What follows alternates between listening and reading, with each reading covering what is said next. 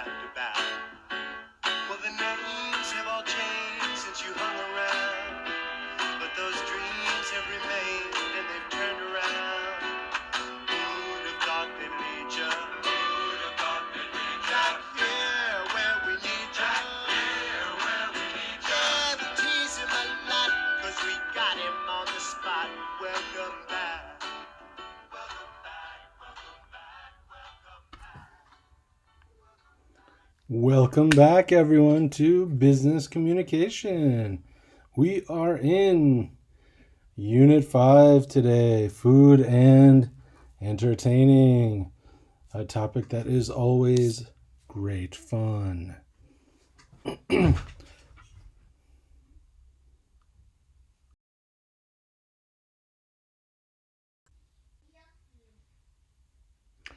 But before we can eat and entertain, let's do a quick review. So far, what have we learned this semester? Well, in Unit 1, we learned about introductions, and in particular, we learned about country adjectives. So, for example, where are you from? I'm from Nigeria, so I am Nigerian. We also learned about how to make questions with WH words. So, for example, what's your name? Where are you from? What do you do? Why are you here? Etc. Then we did some vocabulary where we learned some common job titles, jobs like accountant and engineer. And we learned how to introduce ourselves and how to introduce ourselves to each other and also how to introduce others. All right, so that was Unit 1. Then we moved on to Unit 2, which was work and leisure. And we learned some work vocabulary, things that you do at work. Things related to work, like about promotions or having helpful colleagues, parking facilities, things like that. And we did prepositions with time. So at night, on Thursday, in the afternoon, etc. And with those, we practiced adverbs of frequency. So I am usually busy in the morning, for example. Those adverbs of frequency, like sometimes, often, usually, never, etc. And then we did some leisure vocabulary where we talked about some things that people do in their free time. Things like maybe playing tennis or listening to music or watching DVDs or YouTube or Netflix, things like that. Next, we had Unit 3, where we talked about problems at work. We had vocabulary related to problems at work.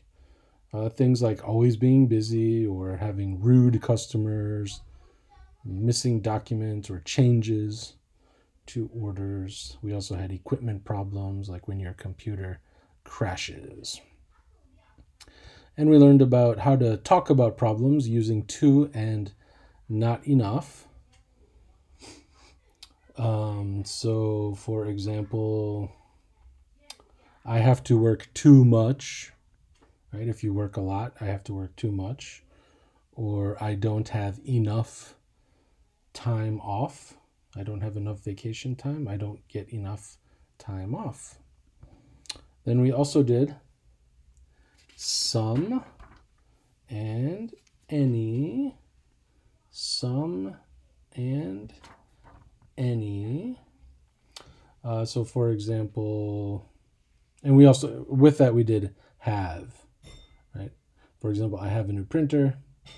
The office doesn't have an elevator. We have some problems. right? When you have more than one in a positive sentence. We have some problems. We have some new equipment coming next week. And with questions and negative sentences, we talked about using any. So, do you have any meetings today? Or we don't have any markers left. And we did some useful language for talking on the phone. That was at the end of that unit. And then we moved on to travel, which is one of my favorite topics. Travel. So we talked about travel vocabulary, especially things that you like and don't like when traveling. Like I like trying new foods, or I don't like flying. I hate checking in, etc. For grammar, we did some can and can't practice to talk about ability. For example, I can speak Chinese, but I can't program a computer. That is not a real example. I can't speak Chinese. Actually, I can't program a computer either. All right, then we did there is and there are, as well as some questions. For example, are there or is there? To ask about things. For example, in a hotel, right, there is an indoor swimming pool. There are 3 restaurants in the hotel. We could ask, are there any meeting rooms in the hotel? Or is there a conference room in the hotel? And finally, for our useful language, we talked about booking hotel arrangements. So when you have to call to book a hotel or to ask questions and get information about what a hotel might have, what facilities, what amenities a hotel might have. So again, this is just a quick review to remind you where we have been, how far we have come so far in this semester.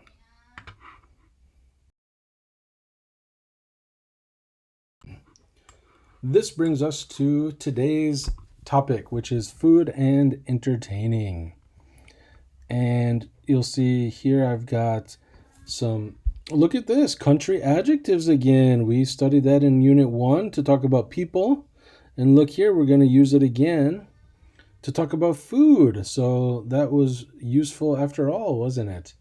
So here we're talking about different foods from, especially from different countries, different cuisines around the world. And we've got some country adjectives to go with it. So for example, curry is Indian. Fajitas are Mexican. They're from Mexico. They are Mexican. And if you don't know what a fajita is, this picture, this bright, colorful picture on the right here, is a plate of 3 fajitas. It looks a little bit like a taco. It has a tortilla. It's tortilla bread with, this one has chicken and some vegetables. You can see here some red bell peppers and some jalapeno peppers, which are spicy. And it's got some sour cream on it and probably some other things. They are delicious. One of my favorite Mexican foods. Sweet and sour chicken is Chinese. And sweet and sour chicken, that picture on the left is sweet and sour chicken. If you're wondering how to say tangsuyuk in English, that's a common food at Chinese, Korean restaurants, tangsuyuk. That is usually pork, so we would call that sweet and sour pork. In the US, sweet and sour chicken is probably the most popular, most famous food at Chinese restaurants. And it's very orange, as you can see in the picture here. The color of the sauce is quite orange. A couple more examples here. Hungarian food. I've never tried Hungarian food, and I love Italian food. So again, we're practicing our adjectives with countries to talk about food. Over on the right, we have some other useful vocabulary when talking about food and entertaining. So a starter, in the book they use the word starter. We also call that an appetizer. So the small bit of food you eat before your main course is a starter or appetizer. Then you have the main course, which in America we also call that an entree, which is the big meal, the big thing that you're eating. Receipt is the 영수증, the piece of paper at the end of the meal that has your bill on it, tells you how much you owe. And you get to keep that when you leave. The menu pan. This is the list of all the foods and the prices that a restaurant has to offer. One special note about this one, I often hear people in Korea use the word menu to talk about a food item on a menu, and that is incorrect. Don't do that. So I'll hear someone say something like, Hong Kong Banjam has a new menu.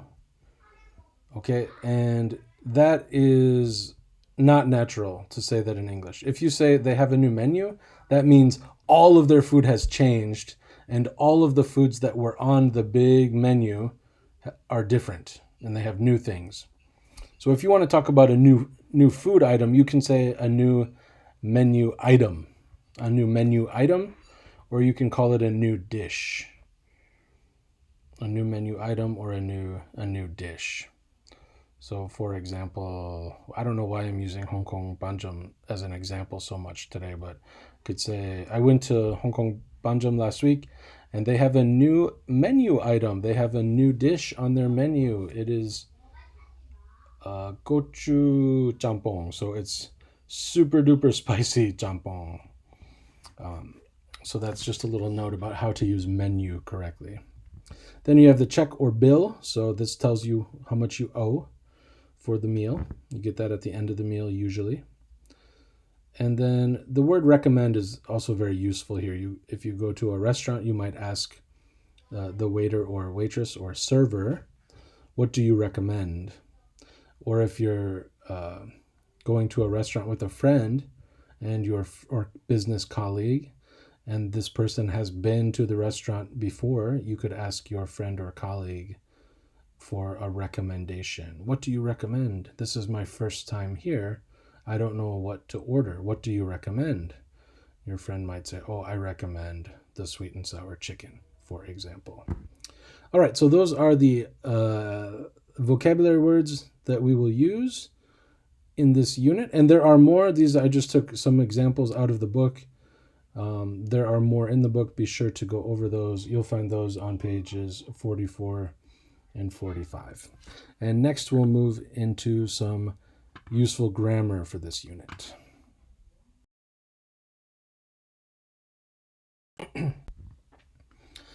Okay, here we're going to look at some grammar from this unit.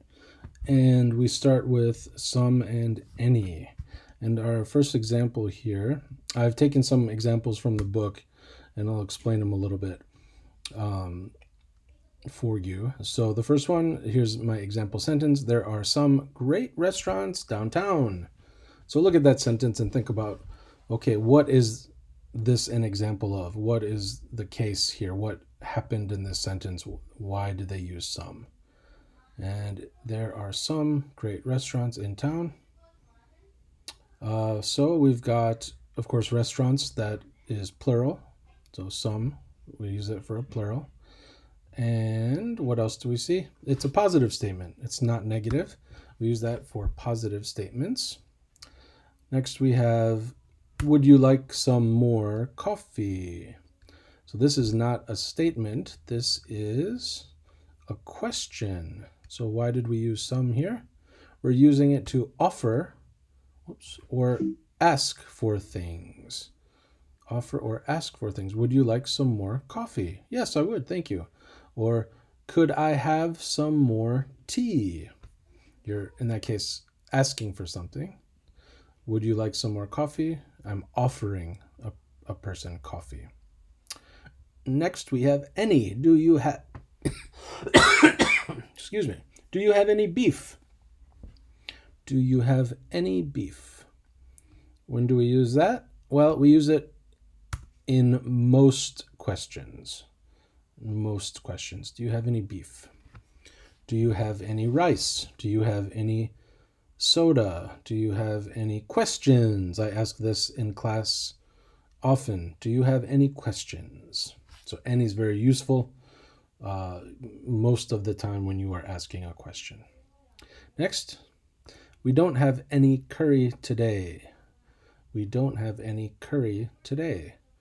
What is that an example of? Well, it's not a question, it's a statement. And how is this different from the sum statement at the beginning? Up here, number 1. Well, this is a negative statement. So we use any for negative statements. We don't have any curry. I don't have any time. We don't have any sweet and sour chicken left, for example. All right, now for part 2, grammar part 2, we're going to focus on countable and uncountable nouns. A couple of quick notes for these. Most nouns in English are countable, and countable just means you can count them. I always think about furniture like a table or chair. There's one chair, there's 2 chairs, I can easily count them. Okay? But some nouns are usually uncountable, and there are examples like water, sugar, rice. You can't count pieces of water, right? It's a liquid. So water is uncountable, as is sugar and rice. And if you look at the picture here, you see those little kernels of rice. If I asked you to count those, could you do it? Well, maybe, but it would not be very fun. So think of rice as an uncountable noun. All right, now here's some tips. How do we use these? So we're going to use many with countable nouns in questions and negatives. So question example, how many close friends do you have? And a negative statement example, I didn't work many hours last week. How many close friends do you have? I didn't work many hours last week. Or I don't have many close friends. Okay. And we use much with uncountable nouns in questions and also with negatives. So how much rice do you want? How much rice do you want? Or our negative statement, I don't spend much money on clothes. I don't spend much money on clothes. Excuse me for one moment. I'm going to go shut up my children. Guys, quiet.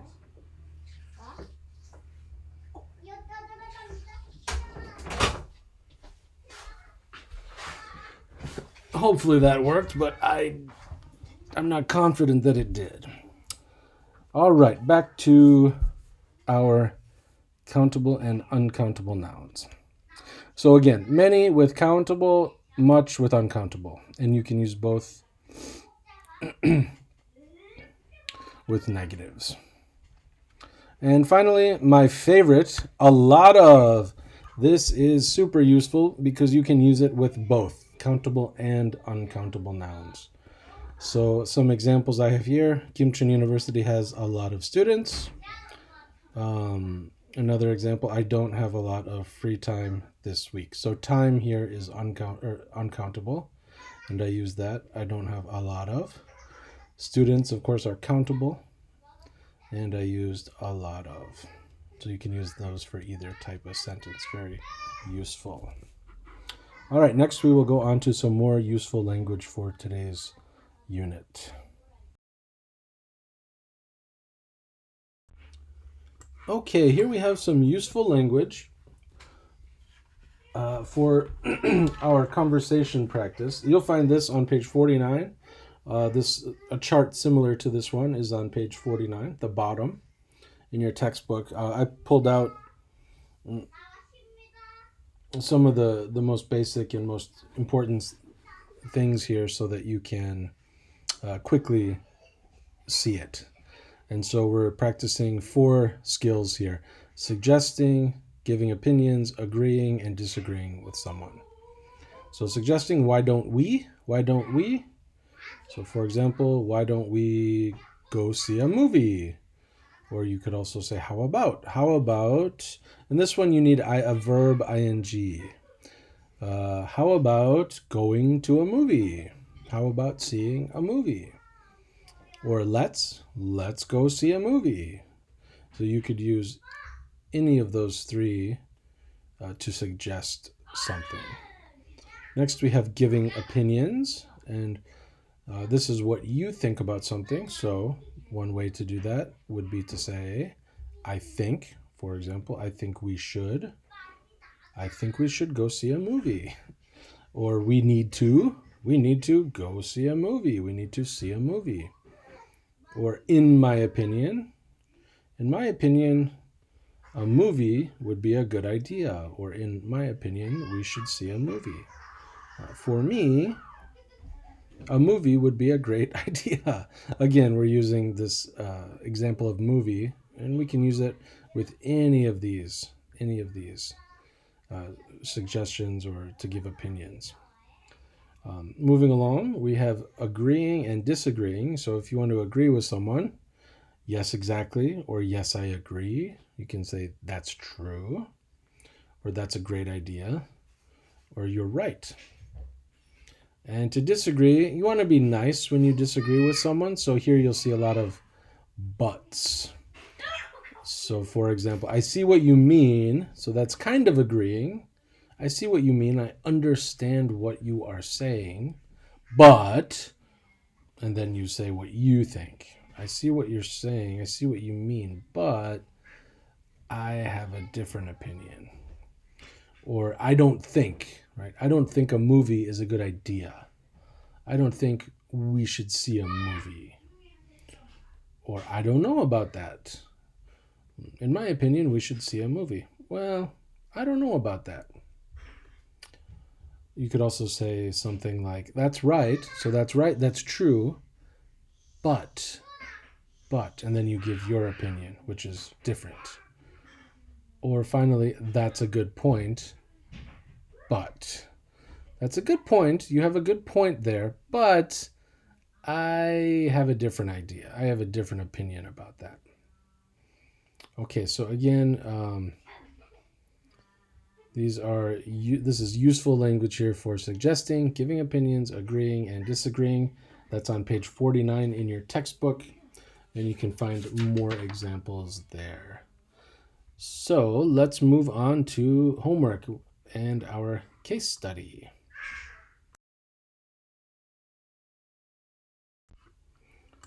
Okay, for homework this week, we're going to do something a little different.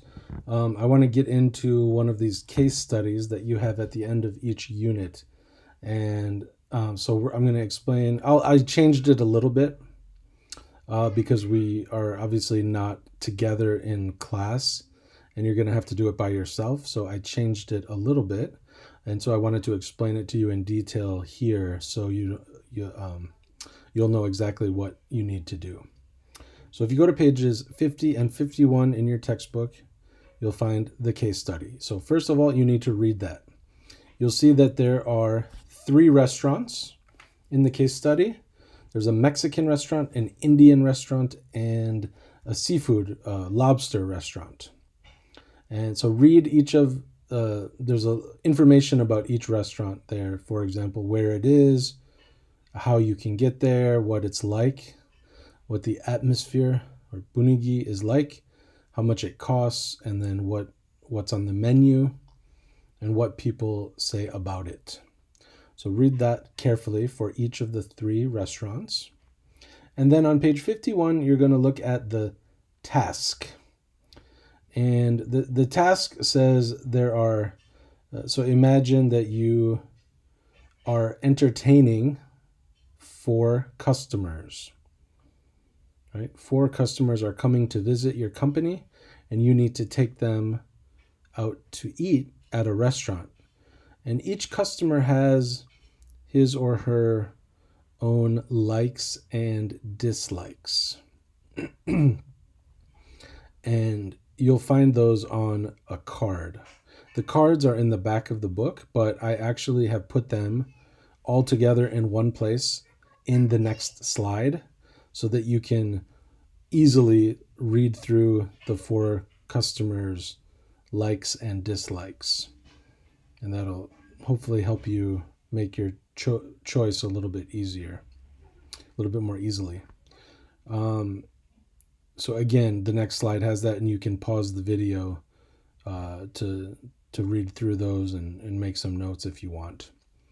Okay, so once you've done that, you need to decide. You need to choose one of these restaurants that will make everybody happy. Right? So you've got 4 customers who all have different ideas and different things they like, and you need to balance and think about everyone's likes and dislikes and find a restaurant that will make everyone happy. Right? So if one restaurant is all spicy food and you have a customer who does not like spicy food, then you probably shouldn't choose that restaurant unless they have something on the menu that is not spicy that that customer could eat. So you have to really think carefully about everybody's preferences and what's available at the restaurants. And then you're going to write a recommendation to me. So imagine you're writing a little email to me explaining which restaurant you chose and why you chose it. So why is this the best restaurant for everybody? And you're going to use grammar that we've studied so far, like to, not enough, much, many, a lot of, etc., to explain why you picked it. Okay. So for example, maybe the lobster restaurant is too expensive, right? Or maybe there aren't enough menu items at the Indian restaurant for everyone, things like that. So this is a good way to review what we've studied so far. And you're going to post your recommendation. You're going to write that little paragraph, or it's kind of like an email, but you can just post it in our online discussion. And I'm going to set this up so that you can't see what your classmates have written until you post your answer. So if you go in there and you're ready to do it and you see no one else has done it yet, don't wait for them to do it, because you will never see it until you post your own. And please do this before Sunday, April 19th. This unit is sort of a makeup unit for week 1 or 2. So the due date is a little bit different here. And for this one, you do not need to comment on your classmates' posts. You just need to write your own post, and then that'll be all. All right, so that's it for the homework. Oh, also, of course, leave a comment under this video so that I can count your attendance to this lecture.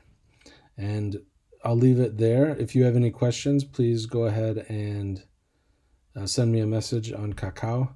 And in the next slide, you'll see the 4 customers, and I'll explain a little bit about each of those, and we'll leave it there for today's lecture.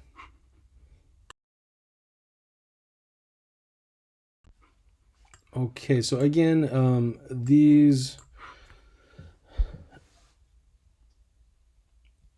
role plays or role cards are in the back of the textbook, but I cut them out and put them all together on one slide here so that it's easy for you to read them all and you don't have to scroll up and down through your book. So you've got 4 customers. You got Tiffany from the US, she's American. You have Hannah, who is German. Takashi's Japanese, and Nigel is English. And you have the preferences, things they like for each person, as well as things they don't like, and then a little bit of extra information for some. So, for example, Tiffany she likes spicy food and she likes quiet restaurants. Restaurants in the center just means like downtown. She doesn't like seafood or traveling far in a car. So you'll need to take into account what type of food the restaurant has, how far it is and how you can get there, where it's located, and what the atmosphere is like. Uh, for Hannah, she likes vegetarian food, so she's not a meat eater. She likes a lively restaurant with music, and she loves desserts. She does not like meat or seafood. She also prefers restaurants that are not expensive. She does not like expensive restaurants. Takashi likes high quality seafood and great desserts. He likes a quiet restaurant and a beautiful restaurant. He doesn't like spicy food or long trips by car. So it looks like Tiffany and Takashi, um, neither one likes long car trips by car.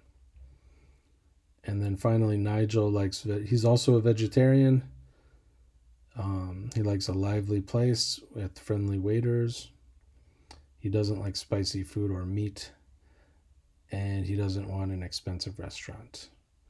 So again, take into consideration all of their likes and dislikes, and find a restaurant that you think, which of these three restaurants, Mexican, Indian, or seafood, is the best for your team, for this group of customers.